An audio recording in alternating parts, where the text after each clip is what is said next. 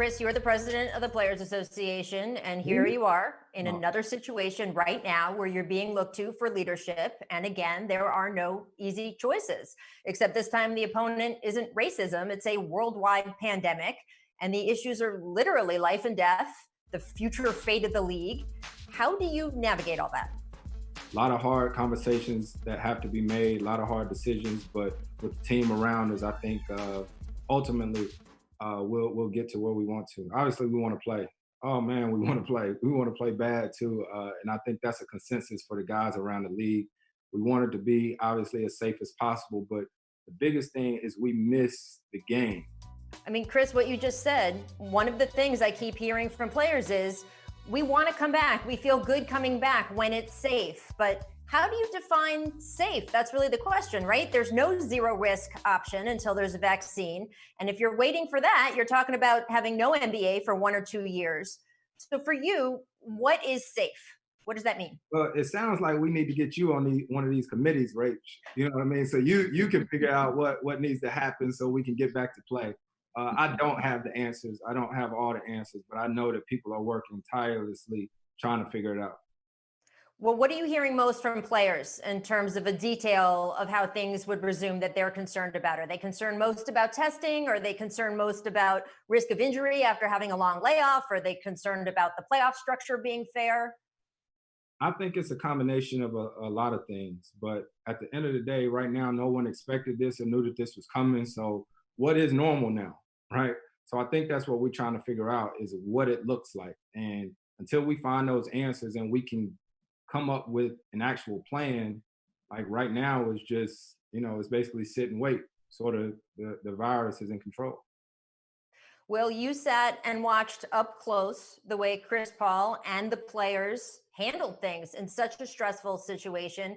What do you see is going to be a through line to the challenge in front of all of those players now in the time of COVID? They realize their power. And you hear that even as Chris talks now. Ultimately, this is something that is beyond them, but their voice and their decision will be the loudest. At the end of the day, it won't be the owners, it won't be the fans, all that will have something to do with it, but it's the players, and it's the players and their power. And the thing about that, the blackball doctors, it looks at one of the literal iconic watershed moments in not just sports history, but history. You're talking about an NBA owner getting banned for life and ultimately being forced to sell his team. That's unprecedented. And so they found their voice and found their power, and you're still seeing the reverberations of that today. Even now, as they will make the decision, I have all faith and confidence that they'll make the right decision, certainly being led by CP, but they'll have to make a decision, and it will be led by them. It will be their decision. They have that power, and I enjoy seeing the players embrace that power that they have. Well, when you look at the business that Chris is in, sports, or the business you're in, entertainment, what role do you think these industries have in coming back and dealing with this epidemic?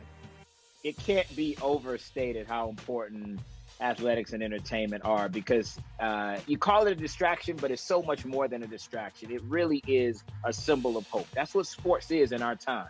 Rach, I was watching the Cornhole Championships the other day. Things are bad. Straight up. You're just looking for anything, huh, Chris? Listen here, I love to compete. Like, I love to compete. So, y'all just said it. Sports are huge, like in the DNA of everyone. You know what I mean? Just to watch it and get to see the emotion of it and the passion and the time and stuff that people, put into it to prepare. So, yeah. I do have to ask you guys about The Last Dance before we go. Has watching it at all, has it changed your perception of Michael Jordan in any way?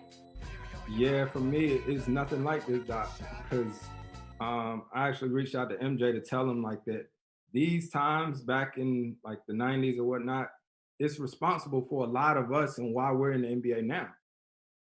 Seriously, in that I remember me and my brother at home, like my mom cooked dinner around the game, right? When the Bulls were coming on WGN. And we didn't have YouTube. So me and my brother would have to go in the backyard and act like we were Jordan and Pippen.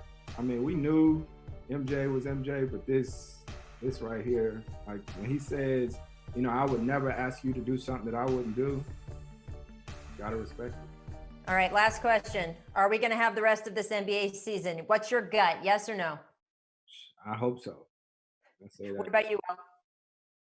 Oh, I say yes. I say yes. May not be fans, may not be like anything we've ever seen, but I'm saying yes because I'm hoping yes. But my instinct tells me that there will be some form of a season. Yes. Well, thank you both so much. Let me remind everyone, Blackball drops on. Thanks for watching ESPN on YouTube. For live streaming sports and premium content, subscribe to ESPN Plus.